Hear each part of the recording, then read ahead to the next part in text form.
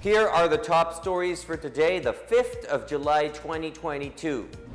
An expert cites the importance of incorporating COVID-19 jabs into the government's regular vaccination drives to sustain the gains in mitigating the pandemic's impact. The country's inflation quickens to 6.1% in June, mainly driven by hikes in transportation and food costs. President Ferdinand Marcos Jr. leads the first cabinet meeting of his administration. The country's economic outlooks take center stage in a bid to maintain momentums and address woes. And the tourism department is tapping kutseros for an important role in reviving local tourism up north. We find out later how.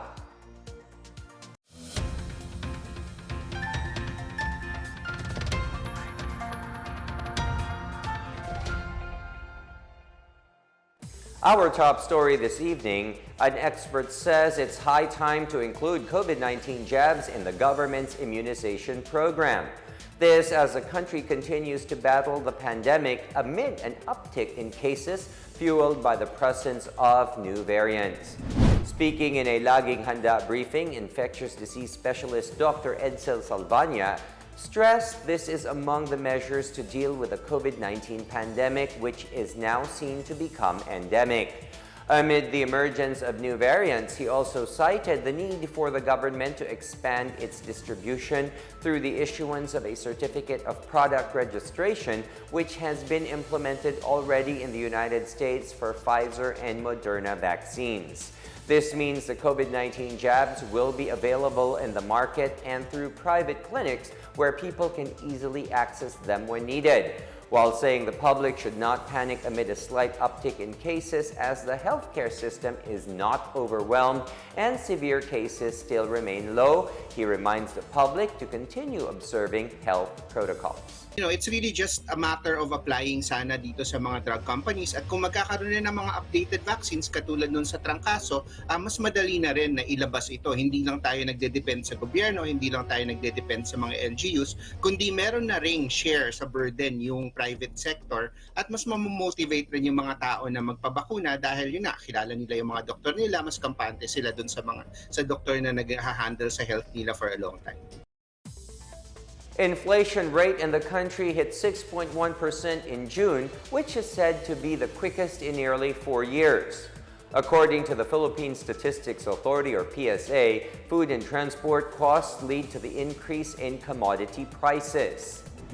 National statistician Dennis Mapa said food and non-alcoholic drinks accounted for more than half of June's inflation uptrend at 6% compared to 4.9% in May. Second is transport at 17.1% compared to 14.6% in May.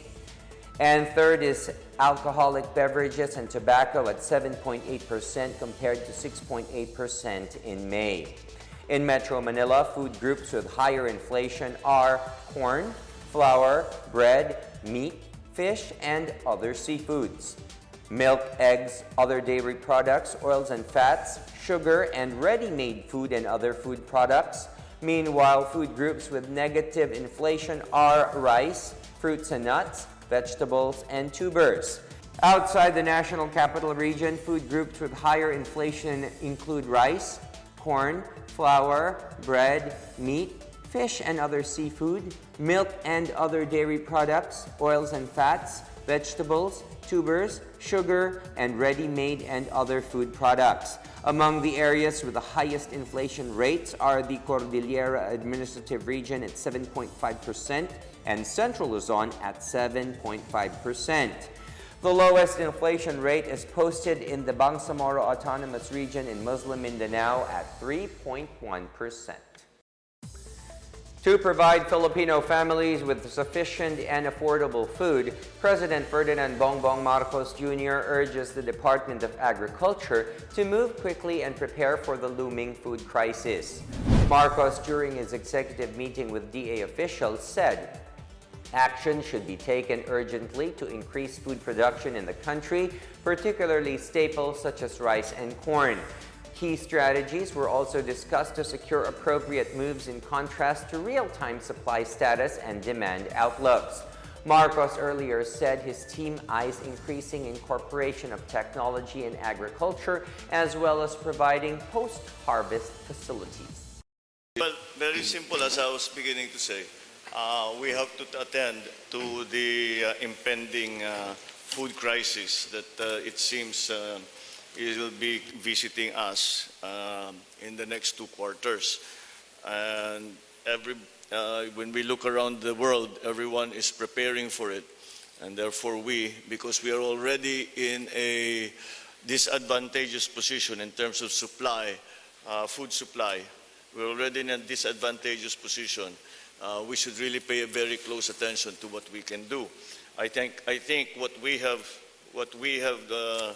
the conclusions we have come to here are that we have to increase our production, and we've talked a little bit about the ways that we can do it.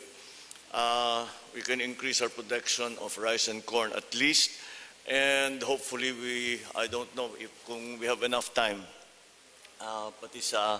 Pati sa problema ng livestock, ng baboy at saka manok.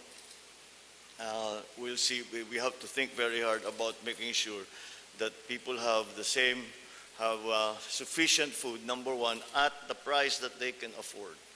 Because again, it's useless to have food if they cannot afford it anyway.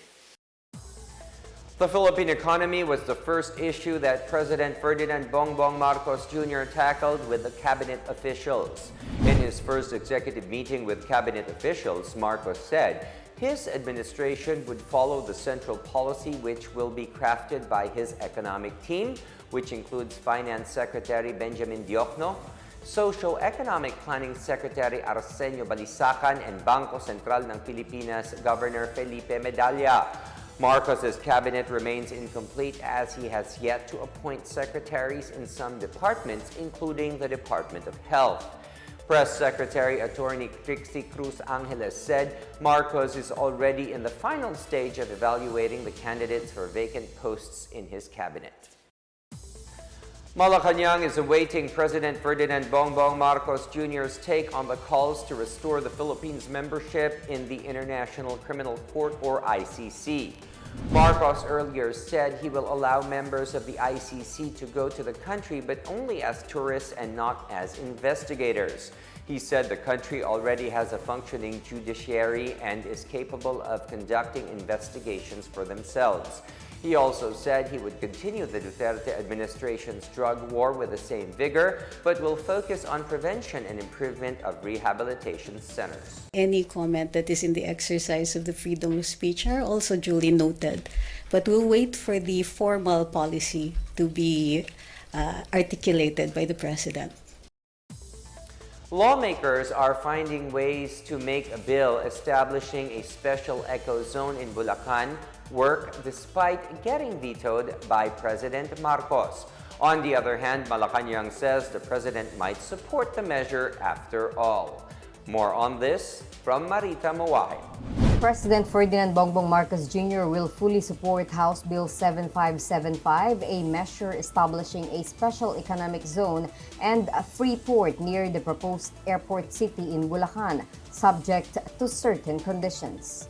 But the law needs to be sharpened to admit of the following: to provide the necessary audit provisions for COA, the procedures for expropriating lands that had been awarded to agrarian reform beneficiaries, to provide for a master plan with metes and bounds of the full scope of the economic zone. It needs to address why there is a rule-making power given to the economic zone, to this particular economic zone, for environmental issues, for environmental concerns. This has not been given to other economic zones.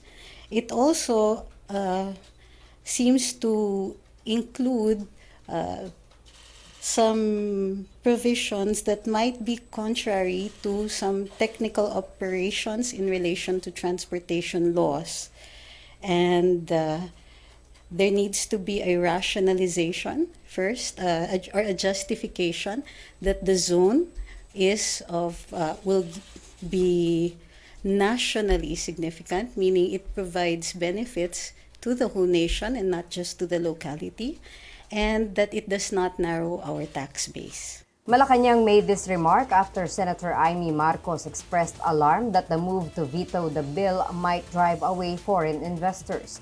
The presidential sister sponsored the passage of House Bill 7575, or the proposed Bulacan Airport City Special Economic Zone and Freeport Act.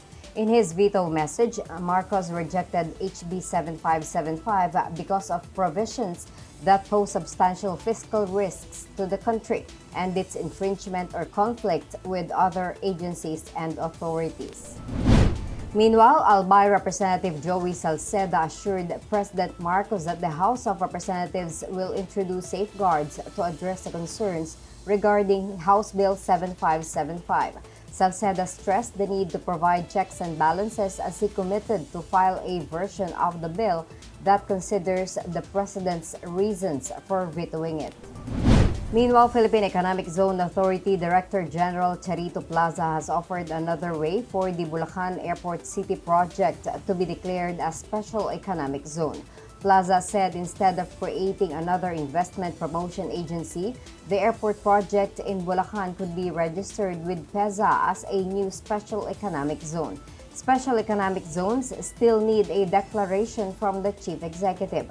Earlier, Malacanang said the construction of the Bulacan International Airport led by San Miguel Corporation will push through despite Marcos vetoing House Bill 7575. For the PNA Newsroom, I am Marita Muaje. Still ahead, a research group seeks a weak surge in COVID-19 this July. And nearly all villages in Eastern Visayas are now drug-free. We'll be back after a quick break. Keep it here on the PNA Newsroom.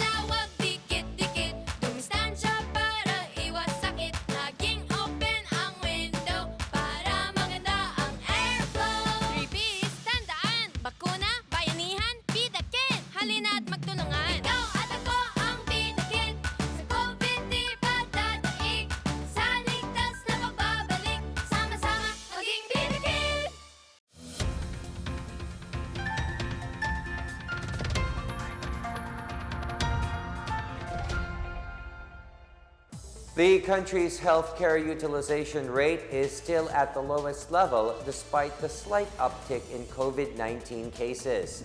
Octa research fellow Dr. Guido David said the number of occupied hospital beds in Metro Manila went up by 1.23%, meaning medical services are not overwhelmed yet. The average daily attack rate is at 3.6%, much lower than the cutoff set by the Department of Health at 6%. David said Octa is seeing a weak surge by the second or third week of July because of the Omicron sublineage variants BA.4 and BA.5. However, infection and spread will not be as concerning as the one that started in December last year.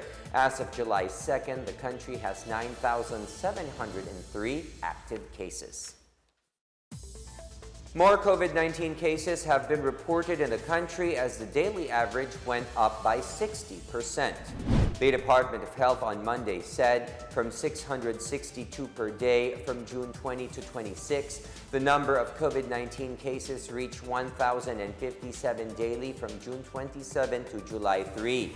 The latest case bulletin also showed that there were almost 7,400 new cases and 74 verified deaths in the recent week. Only 15.3% of almost 2,500 intensive care unit beds are in use, while 19.9% or 4,342 of 21,791 non-ICU beds are utilized. To date, over 70 million or 78.64% of the country's target population are vaccinated against COVID-19. Chinese State Councilor and Foreign Minister Wang Yi is scheduled to visit the Philippines from today until Wednesday upon the invitation of the new Foreign Affairs Secretary Enrique Manalo. The DFA says Wang will be the first foreign counterpart to be received by Manalo after assuming office on July 1. The two top diplomats are set to have a bilateral meeting where they will discuss a wide range of issues, focusing on maintaining and building on the positive trend of relations between the Philippines and China. In a separate statement, the Chinese embassy in Manila said Wang's official visit reflects how China attaches importance to the bilateral relations between the two countries. He is coming back this year to pay courtesy calls on the new leadership and hold talks on the new DFA secretary while delving extensively into Philippine-China relations, practical cooperation, and international issues. The 6-year-long fight against illegal drugs bears fruit as 99% of Eastern Visayas villages is now drug-cleared. The Philippine Drug Enforcement Agency, or PDEA, reported that 2,707 out of 2,722 villages have been cleared of illegal drugs last month, since the launch of the War on Drugs campaign under former President Rodrigo Duterte. This number represents 99.44% of the total villages in the said region. PDEA Eastern Visayas Regional Director Edgar Hubay said the police will continue to be vigilant in monitoring the villages to ensure the continued execution of the anti-drugs campaign. Hubay also asked the village officials to keep an eye to their communities to maintain, sustain, and enhance their status. Although majority of drug-affected communities are now cleared, PDEA acknowledges that illicit activities still exist in some areas through different modus operandi. PDEA identified public ports that is being used as drug trafficking routes in the region. Included on the list are Matnog Port in Sorsogon, Allen and San Isidro Port in northern Samar, San Ricardo and Liban Port in southern Leyte, Ormoc City Port in western Leyte, and other small public and private ports around eastern Visayas.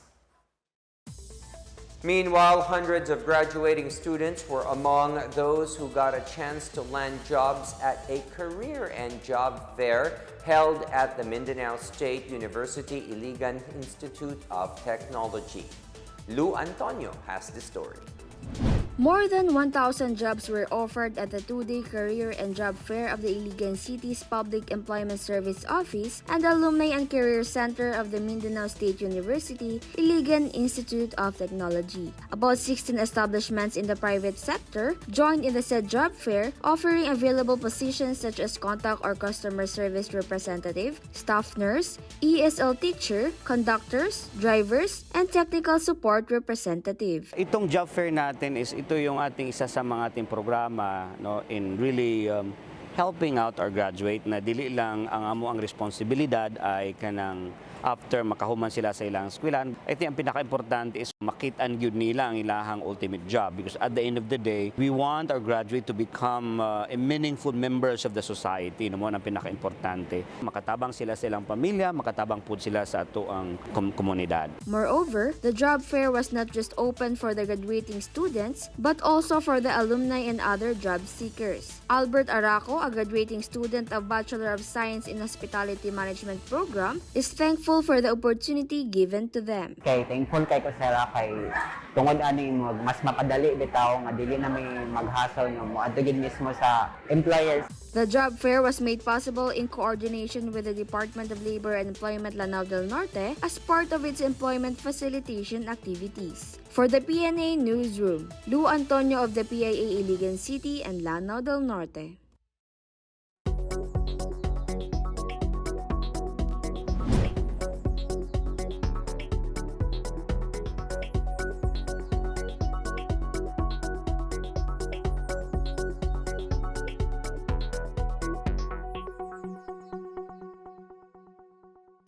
More stories from the newsroom. The Presidential Security Group is expected to beef up its mandate with a new commander.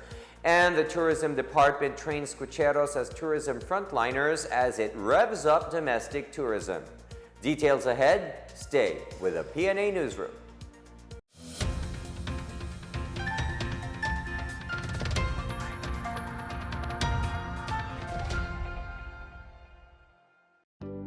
Alamin kung paano ang tamang pagsusuot ng surgical mask. Una, hawakan ang mask sa strap at siguruhing natatakpan nito ang inyong bibig at ilong. Tandaan, ang may kulay na bahagi ng mask ang dapat nasa labas. Ito lamang ang tamang paraan ng pagsuot nito. Ihulma ang nose piece o maliit na metallic strip ayon sa hugis ng inyong ilong. Iwasan ang paghawak sa inyong ilong at bibig.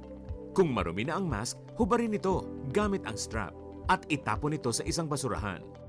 Siguruhin ang maayos na paghuhugas ng kamay gamit ang sabon at tubig.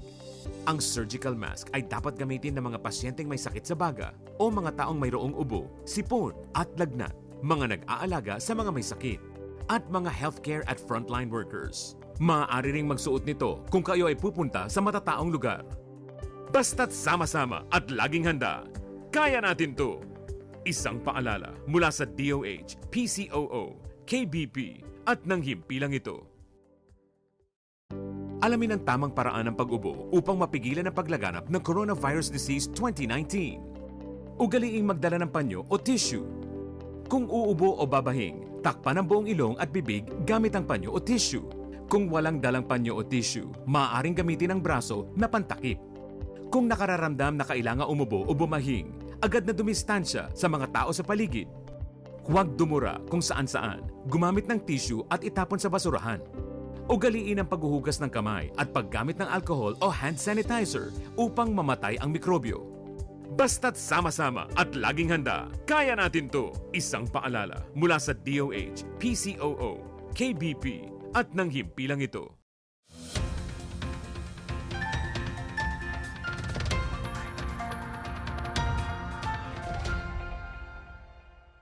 The Presidential Security Group's mission goes beyond protecting the first family and visiting dignitaries. President Bongbong Marcos gave this reminder as he led the PSG's change of command ceremony on Monday. In his speech, Marcos reminded the PSG of their mandate of protecting the institution of the presidency. Marcos said failing to carry out their mission would mean the collapse of the institution, which would also endanger the country. He said he looked forward to working with the PSG and thanked troopers for performing their duties. The change of command ceremony in Malacanang Park saw the stepping down of outgoing PSG commander Brigadier General Randolph Cabangbang. He was replaced by Colonel Ramon Zagala, a former spokesperson of the Armed Forces of the Philippines or AFP. Zagala is a graduate of the AFP Training Center Officer Candidate School in Balikatan Class of 12 in 1994. The Technical Education Skills Development Authority or TESDA has signed a deal with several industries in Misamis Oriental that will help boost skills training and better equip future workers. Vince Bautista has the story. To further boost the technical vocational education and training in the province of Misamis Oriental, the Technical Education Skills Development Authority Region 10, Regional Training Center Tagoloan, inks its Memorandum of Agreement with 14 industries for their Supervised Industry Learning or SIL program. One of the modalities to capture the area-based demand-driven development is the forging or the crafting of a supervised industry learning. So that is the reason why we are very grateful that through the initiative of RTC Tagoloan, which we hope that the training institutions of TESDA will take a lead role in trying to approximate this paradigm. Meanwhile, TESDA RTC Tagoloan Center Administrator Mario Lapisig shared that the supervised industry learning is designed to enhance the knowledge, skills, and attitudes of the trainee through actual experience in the workplace to acquire the competencies prescribed in the training regulations. With the MOA Inc. between TESDA and their partner industries, TESDA Region 10 assures both public and industry partners that despite the advent of the change of leadership, the ABDD-TVET, The industry-based training and the engagement of the industry will be continued to be prioritized. For the PNA Newsroom, Vince Bautista, Philippine Information Agency, Region 10. Residents of Dinagat Island got a chance to avail of government services in a one-stop shop setting at a 5-day People's Fair that opened on Monday.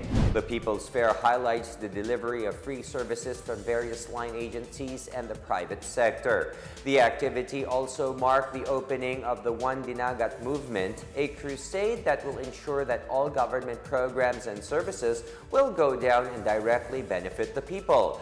The Office of Lone District Representative Alan Uno Ecleo joined hands with the Provincial Health Office and the Department of Health to hold medical missions and free medical consultations. The United Nations Development Fund is also set to award some 25 fiber fishing boats, a sea ambulance, and poultry breeding stocks.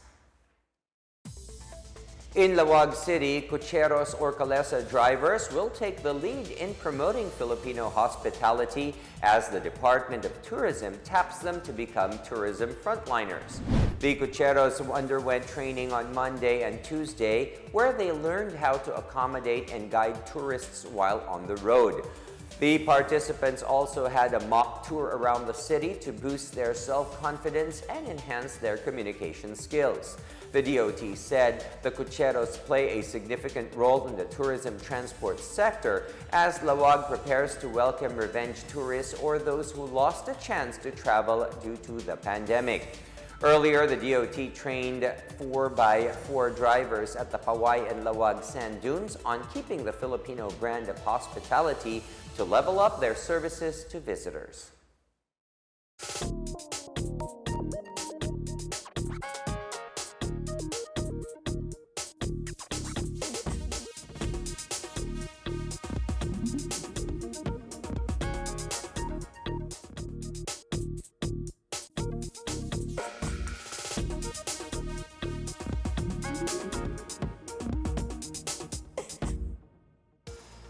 Let's take another look at today's biggest stories.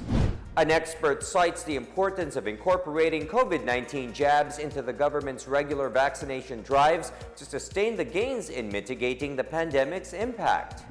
The country's inflation quickens to 6.1% in June, mainly driven by hikes in transportation and food costs.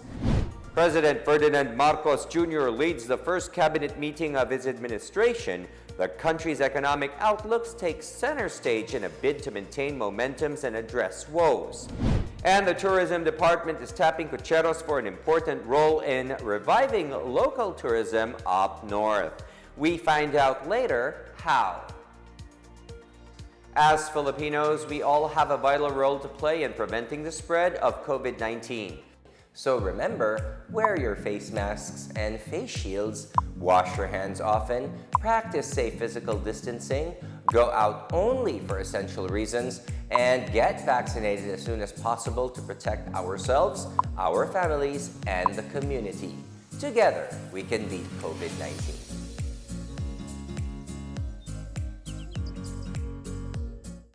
Thank you for watching another episode of the PNA Newsroom. For more news content, check our webpage or log onto the Philippine News Agency's Facebook and Twitter accounts.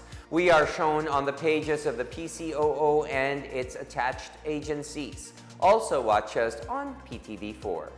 And that's your daily dose of the biggest stories that you need to know. From the PNA Newsroom, we tell stories that inspire change. I am William Theo. Good day, everyone.